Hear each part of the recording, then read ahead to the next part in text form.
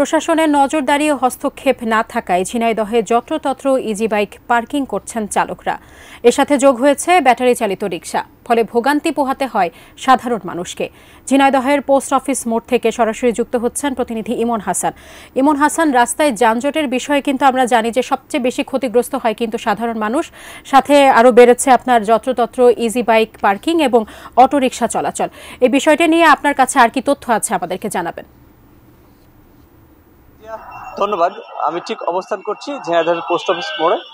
এখানে আমরা সকাল থেকে এসে দেখেছি যে এখানে কিন্তু যত্রতত্র ইজি বাইক পার্কিং করছে। আমরা প্রথমত এসেই কথা বলেছি সাধারণ মানুষের সাথে, সব থেকে ভোগান্তিতে যারা পড়ে তাদেরকে আমরা কথা বলেছিলাম। তারা বলছিলেন যে এমনভাবে গাড়ি পার্কিং করে যার ফলে কিন্তু তাদের অনেক ক্ষতি হয় চলাফেরার ক্ষেত্রে। আবার আমরা কিন্তু দেখেছি যে এমন বেপরোয়া গতিতে ইজি বাইকগুলো আসলে ওভারটেকিং করে, সেক্ষেত্রে কিন্তু মোটরসাইকেল, বাইসাইকেল তাদের কিন্তু অনেক অসুবিধা হচ্ছে এই ইসের কারণেই।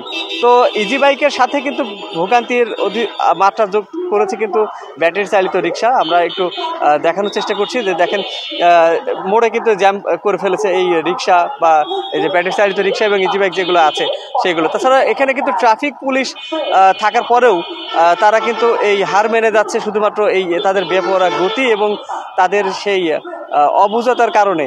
তো আপনাকে একটু সাজিয়ে জানিয়ে রাখি যে আমি সকালে কথা বলেছিলাম ঝিনাইদহের পৌরসভার সচিবের সাথে। তিনি কিন্তু আমাদেরকে জানিয়েছেন যে ঝিনাইদহতে 2500 ইজি বাইকের জন্য তারা লাইসেন্স দিবে। তো সেখানে এখন পর্যন্ত 700 লাইসেন্স দেওয়া হয়েছে, কিন্তু বাকিগুলো কিন্তু অবৈধভাবে চলাচল করছে। তো অবৈধ ইজি বাইক উচ্ছেদের জন্য কিন্তু আসলে এখনো কোনো পদক্ষেপ নেওয়া হয়নি। তো এই ছিল ঝিনাইদহ থেকে আমার কাছে সর্বশেষ।